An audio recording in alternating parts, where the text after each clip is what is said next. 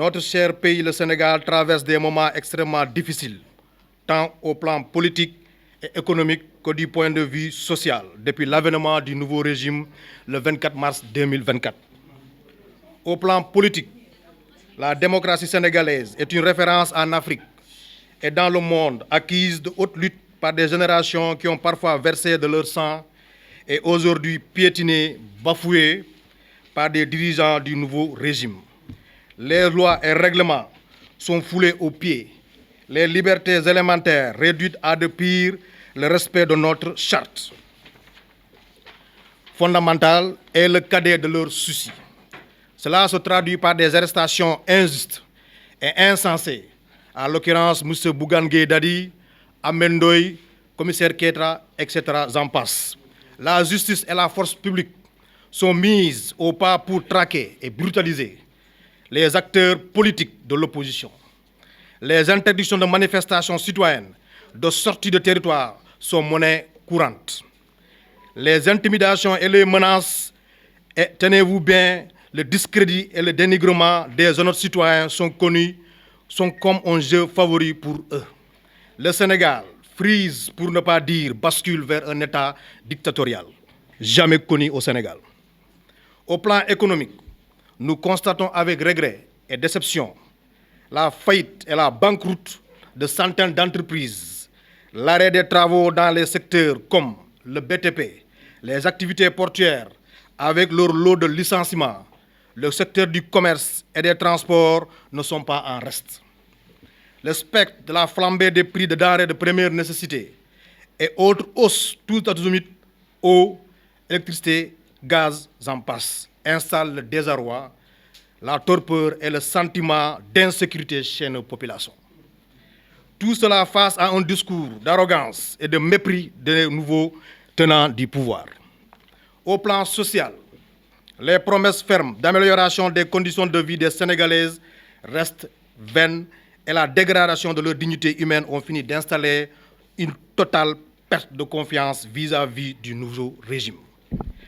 Le faux espoir nourri par ce dernier envers la jeunesse de notre pays s'est estompé, car leur discours n'était en réalité ni plus ni moins qu'un discours démagogique, une arnaque politique.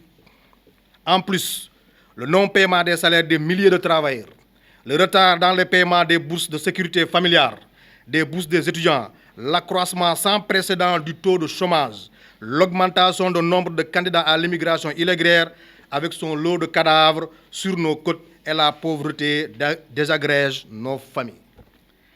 Les grèves cycliques de nos hôpitaux, hôpital La Paix, hôpital régional de Ziguinchor et au niveau des collectivités territoriales sont sans réponse ni solution de la part des nouveaux tenants du pouvoir.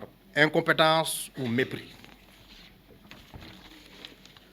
Ces élections législatives du 17 novembre 2024 constituent une opportunité pour la coalition Takku Wallu Sénégal de rassurer nos concitoyens, de restaurer l'espoir chez les jeunes et les femmes. Il faut leur rappeler que tout n'est pas perdu, qu'il est encore possible d'atténuer leur souffrance, car la victoire de l'opposition au soir du 17 novembre 2024 peut mettre fin aux dérives de ce pouvoir. La grande coalition Takku Wallu Sénégal regorge de ressources humaines, des cadres bien formés, rompus à la tâche et suffisamment expérimentés pour remettre le Sénégal sur les rampes du développement durable et du progrès social, pour restaurer la démocratie et l'état de droit. La grande coalition Takku Wallu Sénégal se réjouit cette forte mobilisation constatée du rassemblement du 25 octobre 2024. Tous les partis et mouvements politiques, avec leurs leaders respectifs, se sont retrouvés dans un élan de solidarité, d'engagement, ont mis en place de façon consensuelle un comité électoral départemental qui assurera la coordination de toutes les activités liées à la présente campagne qui commence ce dimanche 27 octobre à partir de minuit. Aujourd'hui, plus que jamais, la grande coalition Takku Wallu Sénégal, fidèle à ses principes républicains et démocratiques, appelle à une élection libre, transparente et apaisée.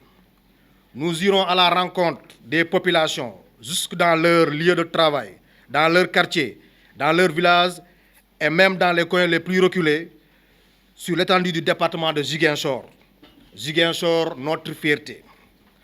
Force d'un discours inédit et percutant, d'un programme pertinent qui est à la mesure des attentes.